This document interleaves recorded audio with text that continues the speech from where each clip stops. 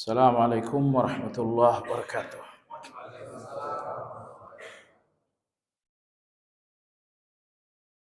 Alhamdulillah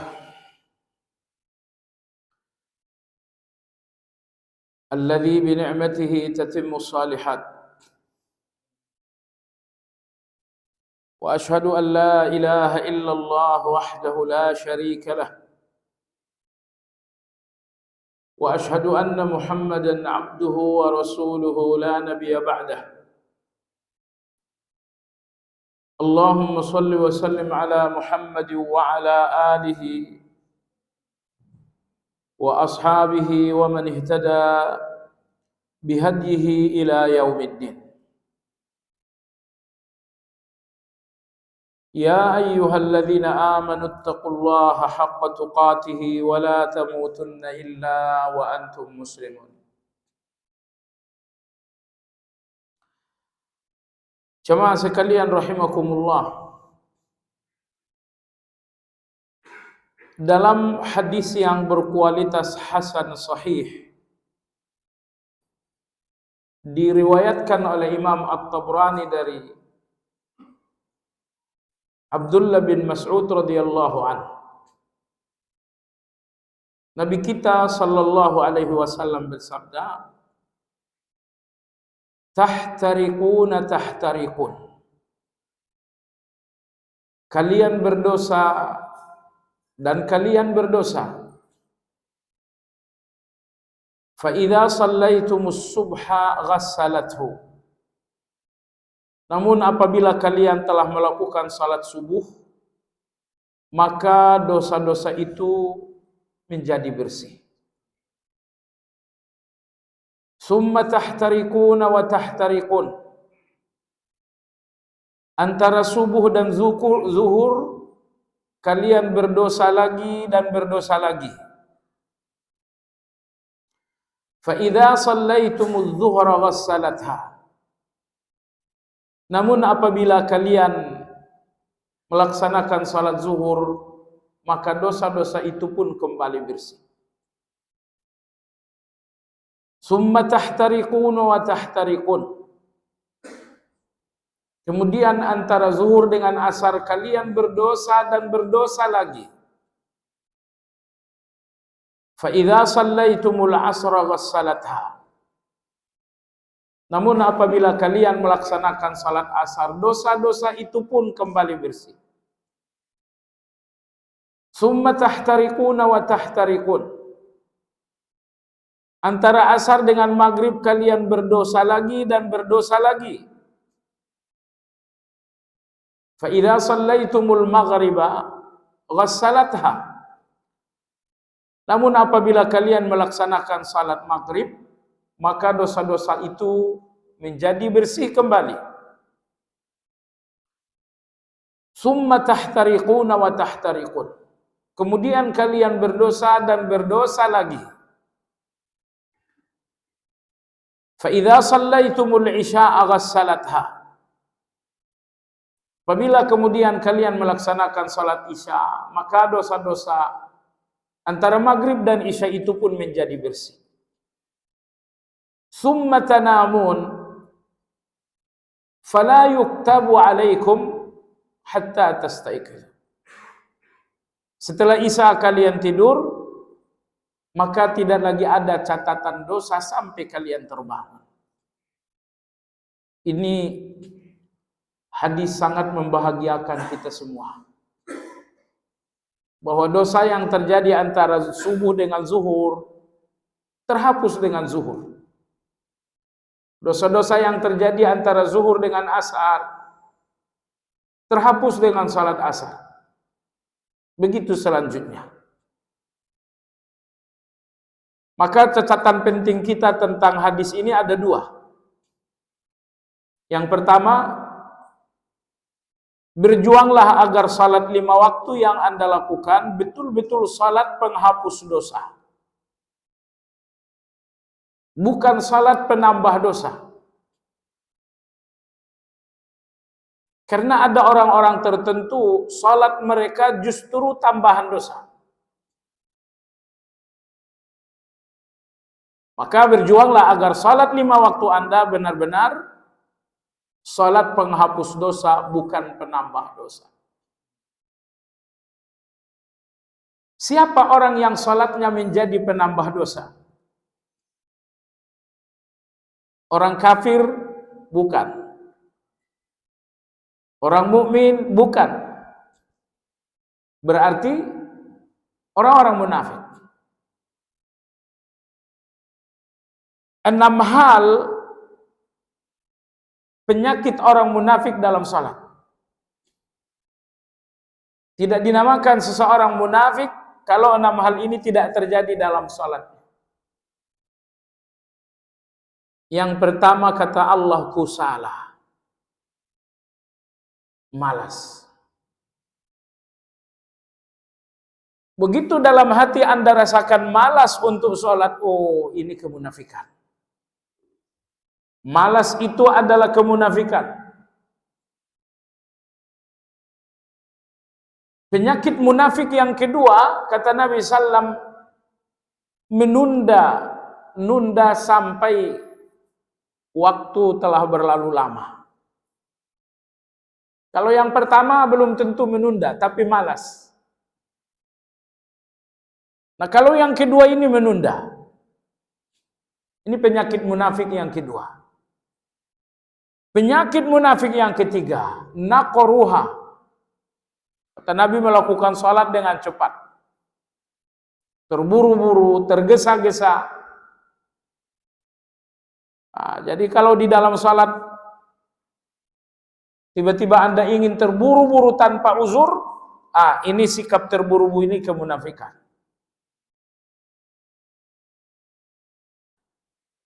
Kemudian penyakit munafik berikutnya dalam salat adalah yuraun. Alladzina hum wailul lil musallin alladzina hum fi salatihim sahun alladzina hum yuraun. Riya di dalam salat. Penyakit munafik yang kelima dalam salat, la yadhkuruna Allah illa qalila. Bahwa di dalam salat mereka enggak mengingat Allah sama sekali. Dari sejak diawali salat dengan takbir dan ditutup dengan salam, 2 rakaat, 3 rakaat, 4 rakaat, mereka tidak ingat Allah sama sekali.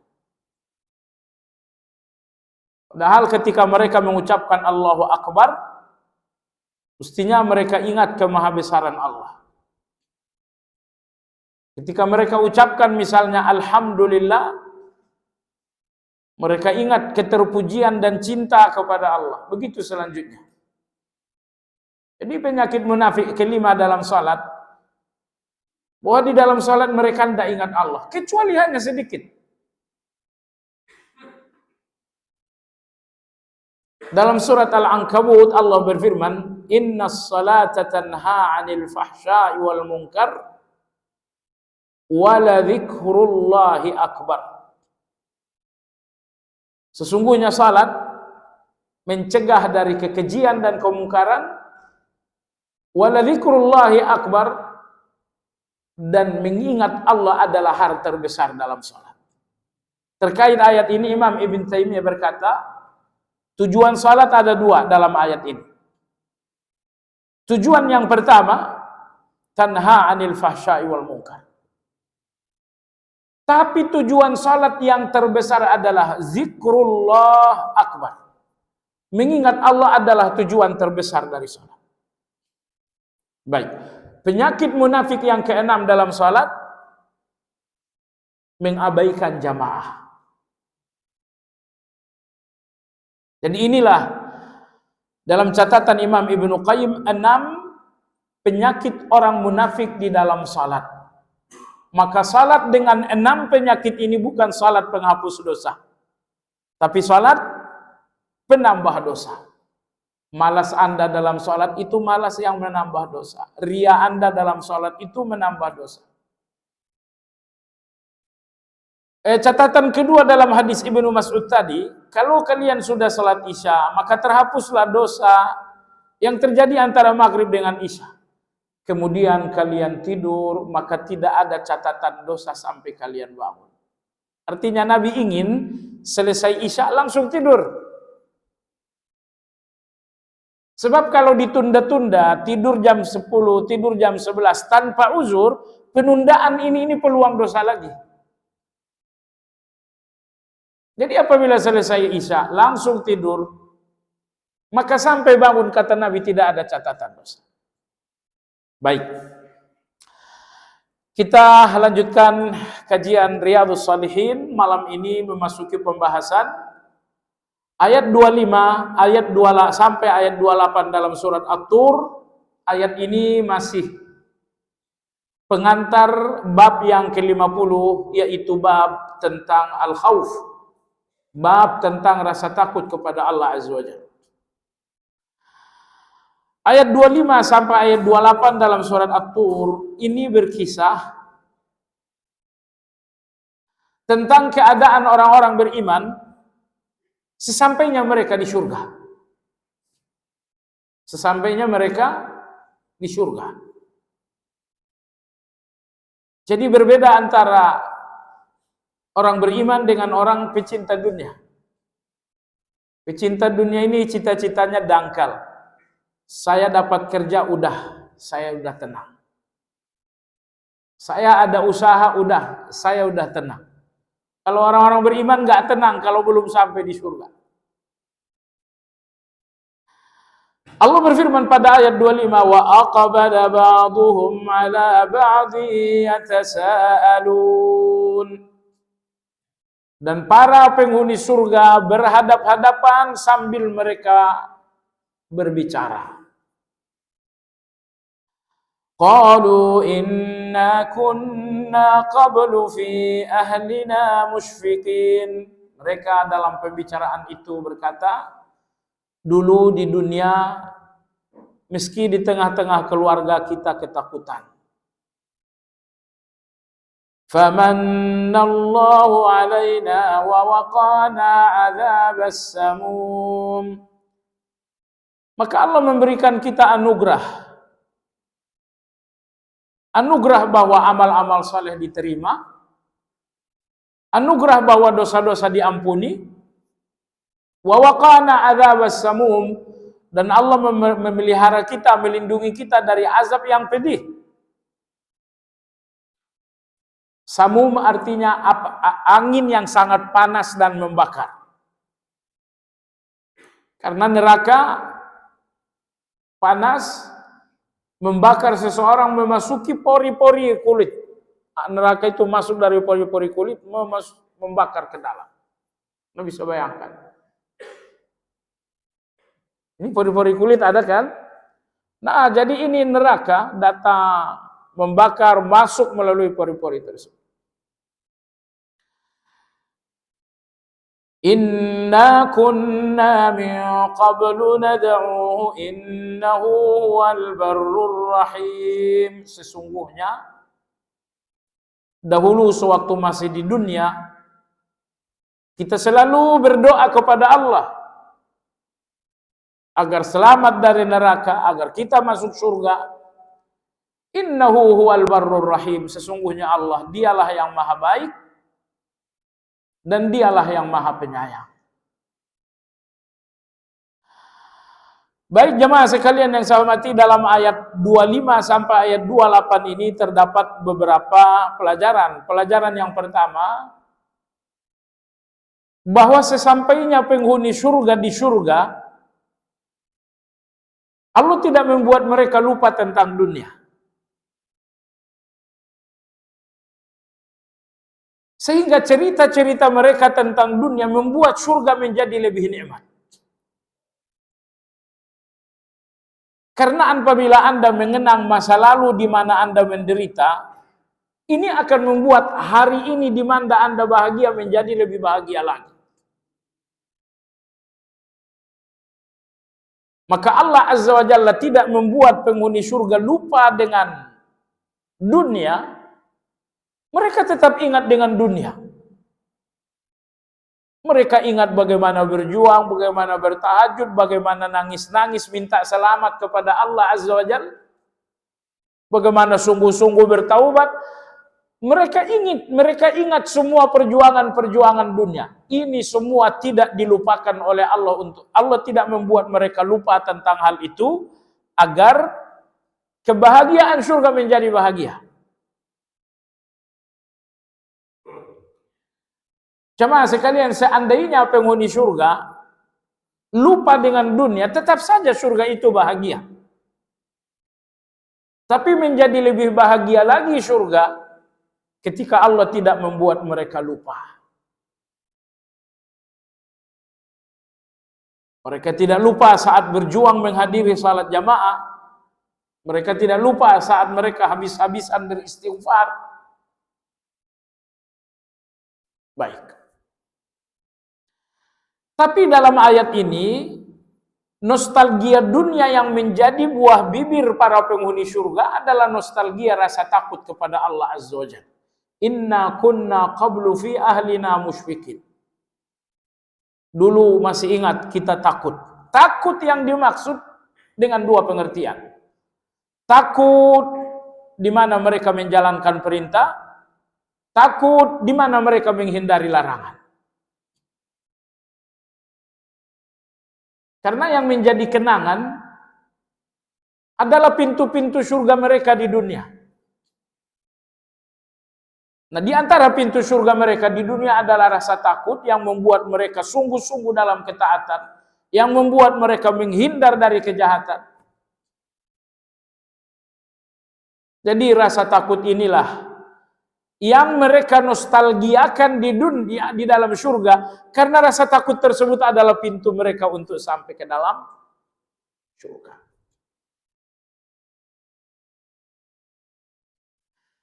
Sebagian ulama mengatakan rasa takut mereka yang menjadi pembicaraan dan nostalgia dalam ayat ini bukan rasa takut yang membuat mereka taat dan yang membuat mereka menghindar dari dosa, tapi rasa takut yang dimaksudkan adalah rasa takut terhadap akhirat. Dulu kita takut. Takut saat berpisah dengan keluarga. Takut saat kita akan memasuki kubur. Takut saat kita membayangkan akhirat. Tapi kita sudah sampai di surga dan rasa takut itu semuanya sudah hilang. Baik jemaah sekalian, ini rasa takut dengan dua pengertian ini sama-sama masuk dalam ayat. Dulu di dunia kita takut, takut yang membuat kita taat. Dulu di dunia kita takut, takut dengan kematian, takut dengan permisahan keluarga, takut dengan kubur, takut dengan akhirat. Tapi sekarang setelah sampai di sini, setelah sampai di surga ini, semua rasa takut ini ternyata tidak terjadi. Maka ketakutan-ketakutan yang telah berlalu itu membuat kenikmatan surga menjadi lebih nikmat. Baik jemaah sekalian yang saya hormati. Inna kunna qablu fi ahlina musyfikin. Sesungguhnya dulu di tengah-tengah keluarga kita takut. Jadi takut yang dimaksudkan berarti bersifat umum. Takut yang membuat kita semakin taat. Kemudian takut kita dengan segala yang akan terjadi. Ingat hari kematian, kita takut. Ingat perpisahan dengan istri anak-anak, kita takut. Ingat dengan kubur, kita takut. Ingat dengan akhirat ada neraka, perhitungan amal, segala-galanya kita takut. Namun ketakutan-ketakutan ini berakhir setelah sampai di dalam surga. Jadi tidak akan hilang ketakutan dari hati orang yang beriman kecuali dengan surga. Famannallahu alaina wa waqana adzabas samum. Kemudian Allah memberikan kita anugerah dan melindungi kita dari azab yang sangat panas. Allah berikan anugerah, iya. Anugerah terbesar yang Allah berikan kepada mereka yang takut, anugerah pertama bahwa kebaikan mereka diterima oleh Allah. Anugerah yang kedua bahwa dosa mereka diampuni oleh Allah Azza wa Jalla. Jemaah sekalian, apa ada anugerah yang lebih besar daripada dua hal ini? Anugerah Allah, kebaikan kamu saya terima. Anugerah yang kedua, dosa-dosa kamu semuanya saya ampuni. Jamaah sekalian, tidak ada kebahagiaan terbesar sebelum surga lebih dari dua kebahagiaan ini. Bahwa kebaikan Anda semuanya diterima dan dosa Anda semuanya diampuni oleh Allah Azza wa Jalla. Allahu Akbar. Famannallahu alaina, maka Allah memberikan kita karunia-Nya, memberikan kita anugerah. Anugerah apa? Kebaikan kita diterima dan dosa-dosa kita diampuni oleh Allah Azza wa Jalla. Jamaah sekalian, ini masa depan yang sesungguhnya, surga. Dunia ini tidak usah terlalu dikejar, karena ini akan menjadi masa lalu. Uang yang Anda cari sebanyak-banyaknya, jabatan yang Anda cari sebanyak-banyaknya, 2 hari lagi semuanya akan menjadi masa lalu. Jadi masa depan yang sesungguhnya bukan dunia. Apakah Anda bilang masa depan itu tahun besok? Enggak, tahun besok Anda akan menjadi masa lalu. Masa depan yang sesungguhnya adalah masa yang enggak pernah berlalu, dan itu adalah surga. Wa waqana adzabas samum, dan Allah melindungi kita dari azab yang panas. Perhatikan jamaah sekalian, dalam ayat ini betapa tawaduk dan rendah hatinya orang-orang surga. Kita sampai di dalam surga karena anugerah Allah, bahwa dosa diampuni, kebaikan diterima. Anugerah Allah itulah pintu surga kita. Wa waqana adzabas samum, kita selamat dari neraka karena Allah yang melindungi. Anda lihat orang-orang surga ini tidak ada yang membusungkan dada. Kita masuk surga karena amal, kita selamat dari neraka karena amal. Enggak. Kita masuk surga karena anugerah Allah, bahwa Allah terima kebaikan dan ampuni kejahatan, dan kita selamat dari neraka waqana karena Allah yang melindungi. Karena Allah yang melindungi. Maka orang-orang beriman, mereka tidak melihat diri mereka sebagai faktor utama sampai di surga. Tapi faktor utama mereka sampai di surga adalah mannallahu alaina. Ini semua anugerah Allah.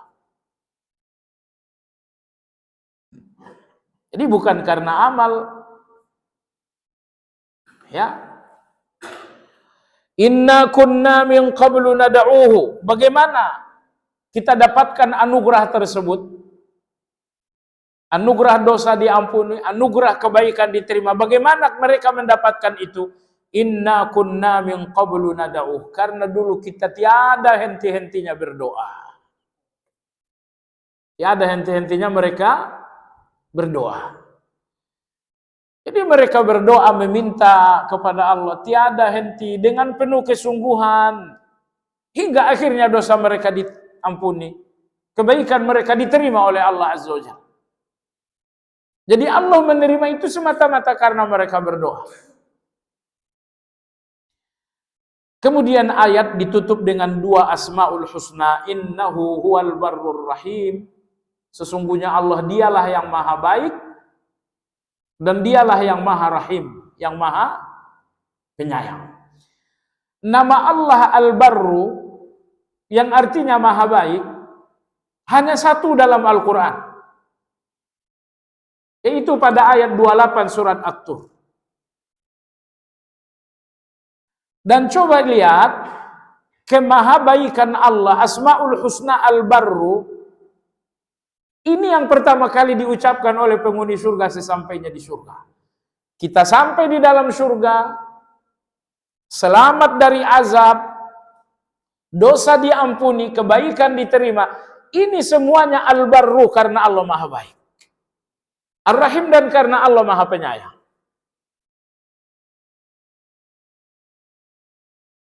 Maka Al-Barru atau kemahabaikan Allah Azza wa Jalla adalah ketika Anda benar-benar telah memasuki surga. barulah Anda rasakan betapa Allah Al-Barru dan Allah Subhanahu wa taala Ar-Rahim, Maha Penyayang. Kasih sayang Allah adalah Ar-Rahman dan Ar-Rahim. Tapi karena ayat ini berbicara tentang surga, maka Allah menyebutkan Ar-Rahim. Karena Ar-Rahim adalah kasih sayang yang khusus terhadap orang-orang yang beriman.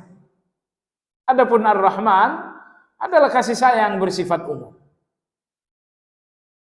Baiklah jemaah sekalian yang saya hormati, itulah tadi penjelasan ayat 28 sampai ayat 25 sampai ayat 28 dalam surat At-Tur. Kata Imam Nawawi rahimahullah, wal ayat fil babi katsiratun jiddan ma'lumatun wal ghardu al isyaratu ila ba'diha wa qad hasal. Kata Imam Nawawi rahimahullah, ayat-ayat tentang rasa takut kepada Allah sangat banyak sekali. Kita hanya mengutip beberapa ayat saja sekedar untuk memperlihatkan saja, menampakkan saja ayat-ayat tentang rasa takut. Sebenarnya ayat tentang rasa takut sangat banyak dalam Al-Quran. Baik, wa ammal hadis fa katsiratun jiddan. Adapun hadis-hadis Nabi tentang rasa takut itu pun sangat banyak sekali. Fa nadhkuru minha tarfan wa billahi taufiq. Kita menyebutkan sebagiannya atau potongan-potongannya. Wabillahi taufik, semoga Allah memberikan taufik. Hadis yang pertama, An Ibnu Mas'ud radhiyallahu anhu, diriwayatkan dari Ibnu Mas'ud radhiyallahu anhu. Qala, beliau berkata, haddatsana Rasulullah sallallahu alaihi wasallam wa huwa as-sadiqul masduq. Rasulullah pernah bercerita kepada kami sallallahu alaihi wasallam, dan dia adalah as-sadiqul masduq. Dan dia adalah as-sadiq yang selalu benar dalam berbicara. Al-masduq yang bicaranya selalu dibenarkan oleh manusia, bahkan Allah pun membenarkan bicara beliau. Jadi beliau benar dan dibenarkan.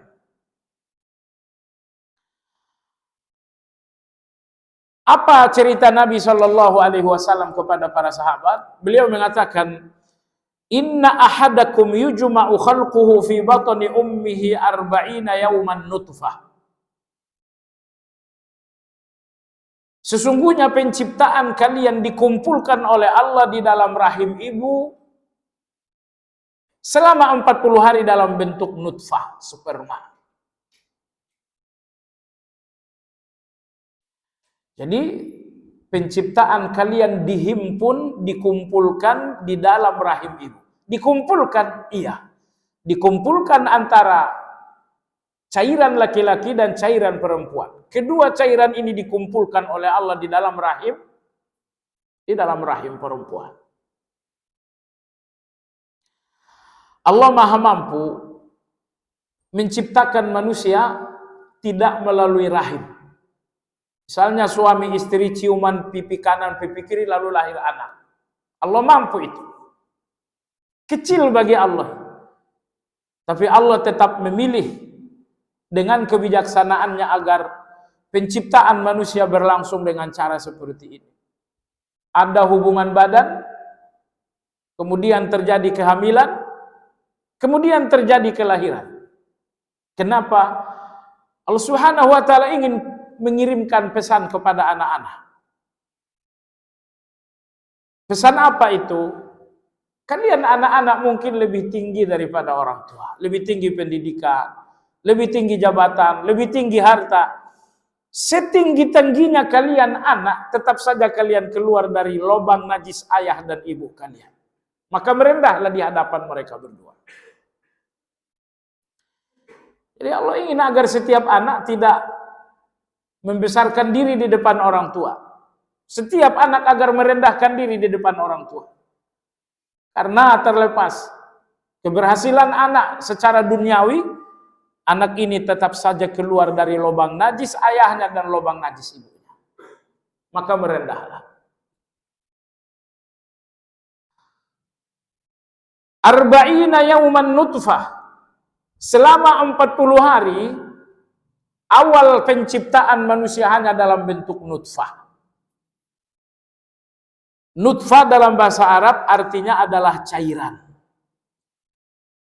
Nutfah artinya adalah cairan. Karena saripati laki-laki dan saripati perempuan, kedua saripati ini berbentuk cairan. Allahu Akbar. Dua saripati ini menyatu, dikumpulkan oleh Allah di dalam rahim selama 40 hari masih dalam bentuk cairan. Summa yakunu 'alaqatan mithla dhalik. Selesai 40 hari, cairan ini berubah menjadi darah. Dan darah ini pun akan berusia 40 hari. Jadi cairan tadi diubah oleh Allah menjadi darah. Allahu Akbar. Kalau cairan itu tadi anggaplah berwarna putih, selesai 40 hari, cairan putih itu kemudian berubah menjadi warna merah. Namanya darah. Selesai 40 hari, cairan merah itu dirubah oleh Allah menjadi segumpal daging. Darah tadi bahasa Nabi kita alaqah. Alaqah artinya adalah menempel.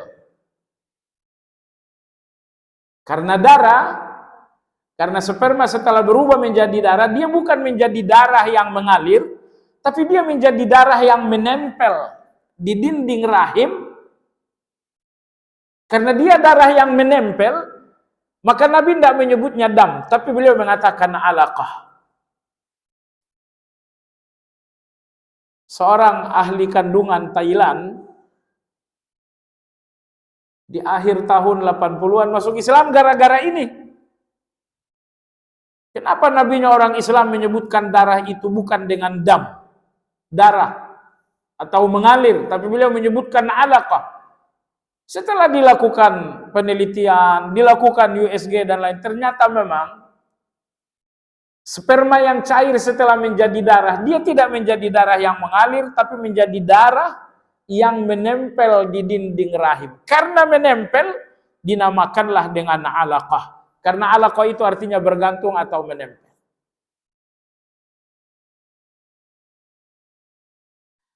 Empat 40 hari darah itu tetaplah darah. Selesai 40 hari, maka kemudian darah berubah menjadi segumpal daging. Segumpal daging sebenarnya keliru. Nabi menyebutkan daging segumpal itu dengan bahasa mudghah. Kalau segumpal bahasa Arabnya qit'ah. Tapi bahasa Nabi kita adalah mudghah. Apa mudghah? Mudghah itu suapan. Jadi ada nasi Anda masukkan ke mulut.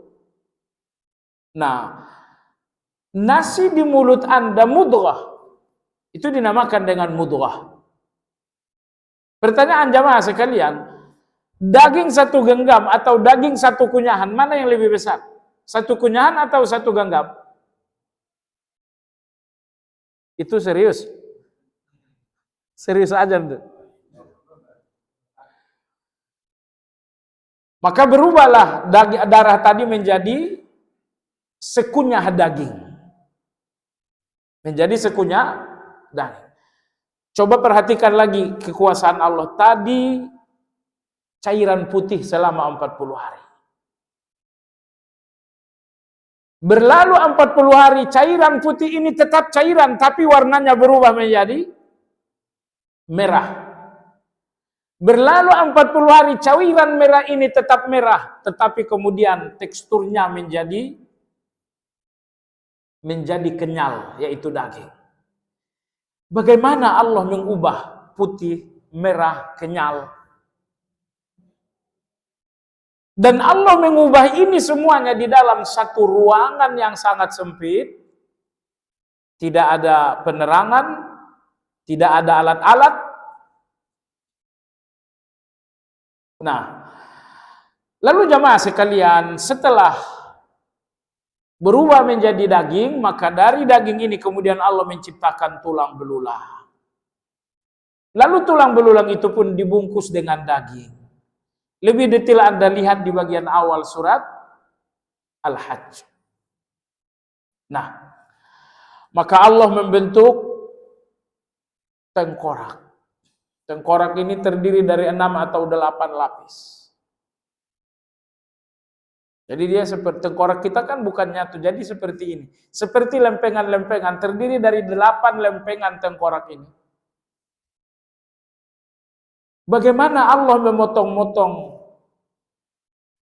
tulang menjadi 8 lempengan, dan 8 lempengan itu disatukan oleh Allah menjadi tengkorak kepala.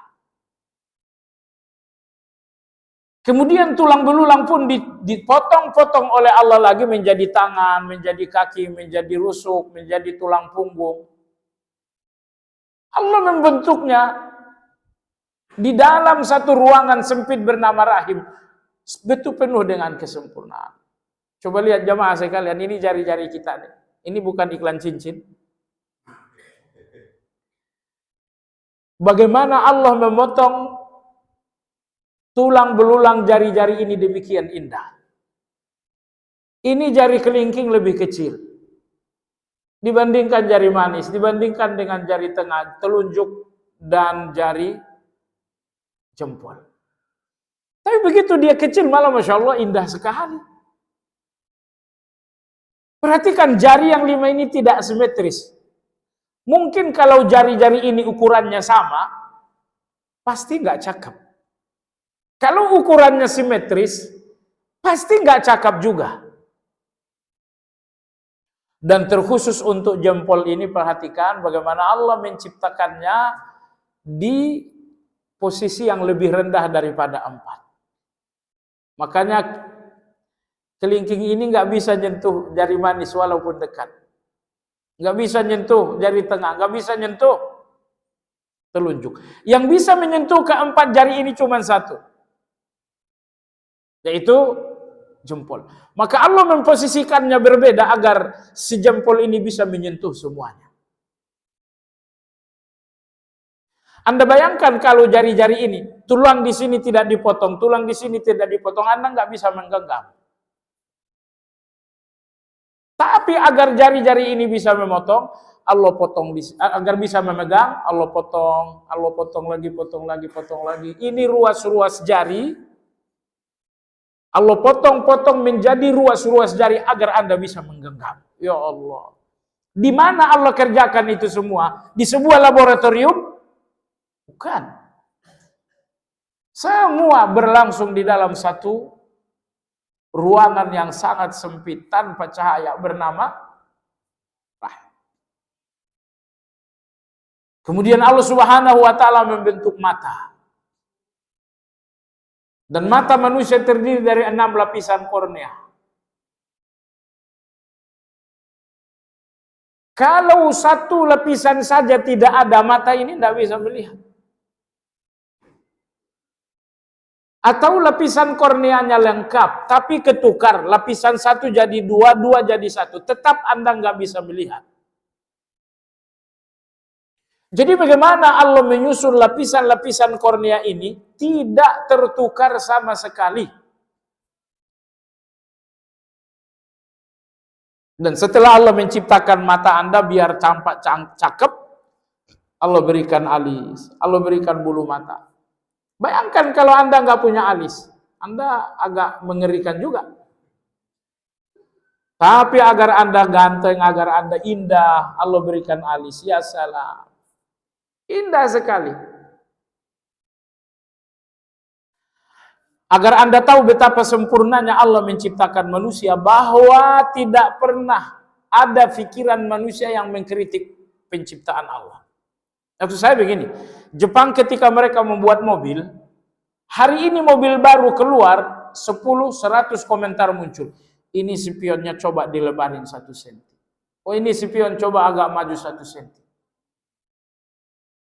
Tapi terhadap ciptaan Allah Azza wa Jalla, tidak ada manusia yang mengkritik. Ini mata coba turun satu senti. Ini telinga mungkin bisa geser ke depan. Enggak ada. Tidak ada manusia yang berpikir untuk mengkritisi ciptaan Allah. Kenapa jamaah sekalian? Karena sempurna.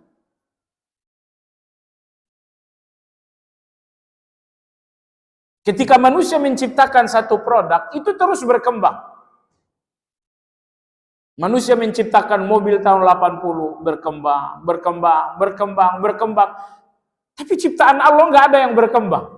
Allah ciptakan manusia begini, ya sampai kiamat begini. Kenapa tidak ada ciptaan manusia yang diupdate oleh Allah? Sejak Allah ciptakan dari awal sudah sempurna. Jadi memang nggak perlu diupdate lagi. Adapun ciptaan kita bikin mobil, kita bikin sepeda motor, itu dari awal ciptaan itu nggak sempurna, makanya terus disempurnakan. Nggak sempurna juga disempurnakan lagi, nggak sempurna juga diupdate lagi. Nggak ada ciptaan manusia yang sempurna, makanya terus diupdate. Tapi sejak Allah ciptakan manusia telah sempurna, maka nggak ada manusia yang butuh updatean. Nggak ada yang butuh updatean jamaah sekalian. Baik. Jadi 40 hari yang pertama adalah apa tadi? Cairan. 40 hari yang kedua adalah darah.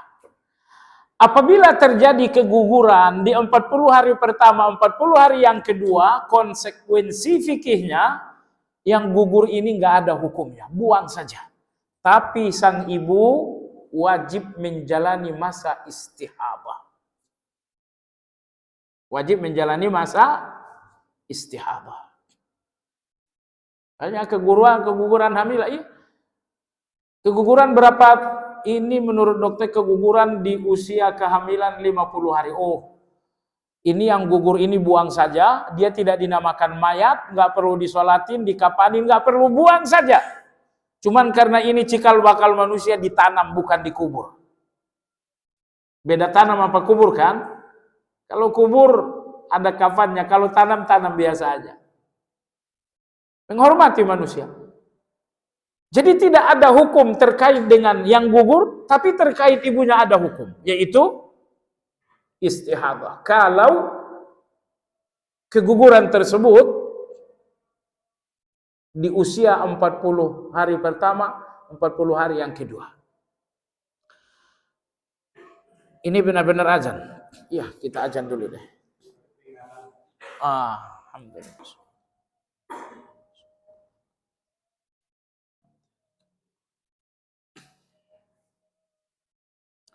Baik. 40 hari pertama nutfah. 40 hari yang kedua alaqah. 40 hari yang ketiga mudghah, cairan darah daging.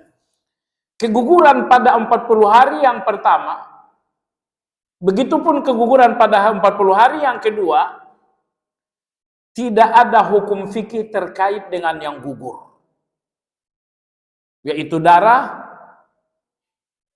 ataupun cairan. Ditanam saja. Tapi ada hukum fikih terkait dengan ibunya, yaitu apa tadi? Istihadah. Apabila telah masuk 40 hari yang ketiga, berarti prosesi perkembangan bayi telah menjadi daging. Terjadilah keguguran dan yang keluar daging. Apabila keguguran yang keluar adalah daging, ada dua kemungkinan. Kemungkinan pertama, hanya daging dan tidak ada bentuk tubuh. Hanya daging dan tidak ada bentuk, hanya daging dan tidak ada bentuk tubuh. Sama sekali tidak, jadi daging biasa saja. Kalau yang keluar itu adalah daging tidak ada bentuk tubuh, sama dengan keguguran yang pertama dan kedua. Daging ini dianggap daging biasa, silakan ditanam dan ibunya beristihadah. Tapi kalau daging yang keluar ini sudah berbentuk tubuh, misalnya sudah ada bentuk tangan, maka yang gugur alias daging berbentuk tangan ini cukup ditanam biasa. Dia tidak dinamakan jenazah atau mayit. Namun karena sudah ada bentuk tangan, maka hukum ibunya tidak lagi istihabah, tetapi nifas. Baik. Adapun keguguran setelah peniupan ruh, yaitu memasuki bulan yang kelima, dari kehamilan, tentu ruh sudah ditiup. Apabila terjadi keguguran, ada dua kemungkinan. Yang gugur ini bayi dan sempat hidup, yang kedua tidak sempat hidup. Pokoknya gugur udah keluar bayi. Bayi yang keluar ini hukumnya hukum mati karena nyawanya sudah ditiup. Berarti dia hukumnya hukum jenazah. Dimandikan, dikafani, disalatkan, dimakamkan. Dan ibunya mengambil hukum nifas. Tapi kalau keguguran, bayi ini keguguran, sempat bernafas, terdengar suara hidup, misalnya sempat hidup 2 menit, maka bayi ini hukumnya hukum jenazah. Dimandikan, dikafani, disalatkan, dimakamkan. Dan nomor 2, hukum kedua bagi bayi bahwa dia termasuk ahli waris. Dia sudah ada hukum warisnya. Sudah ada hukum waris. Bagaimana dengan ibunya? Hukum ibunya cuma satu, yaitu nifas. Nah, ini bayi yang baru lahir, sempat hidup beberapa menit. Pertama dia dihukumi jenazah, dan yang kedua dia memiliki hukum waris. Artinya kalau misalnya bapaknya telah wafat, bapaknya wafat nih, lalu ibunya sedang hamil dengan dia, maka tentu saja dia adalah waris dari bapaknya yang telah wafat. Bapaknya udah meninggal kan? Lahirlah anak ini sempat hidup 2 menit. Karena sempat hidup maka dia termasuk waris. Bapaknya yang mendahului misalnya meninggalkan uang 5 miliar, ya sudah, dia adalah ahli waris. Warisan dia dikemanain? Warisan dia diwariskan kepada ibunya dan diwariskan kepada saudara-saudaranya. Ya, kalau ada saudara-saudara. Baik jamaah sekalian. Inilah detail hukum fikih apabila telah terjadi keguguran di 40 hari pertama, 40 hari kedua, 40 hari ketiga, dan memasuki 40 hari yang keempat. Jemaah sekalian, apabila telah berlalu 40 hari yang ketiga, memasuki 40 hari yang keempat, tsumma yursilul malak. Maka Allah pun mengutus seorang malaikat atau semalaikat namanya. Maka Allah mengirimkan seorang malaikat. Fayanfukhu fihi ruh, maka malaikat meniupkan ruh. Wa yu'maru bi arba'i kalimatin, kemudian malaikat pun menuliskan 4 hal. Menuliskan 4 hal. Yang pertama, udah masuk. Udah. Ya segitu aja dulu deh. Imam kita udah naik, insyaallah. Ini kita selesaikan pertemuan yang akan datang, insyaallah. Kita sudahi dengan zikir kafaratul majelis. Subhanakallahumma bihamdika.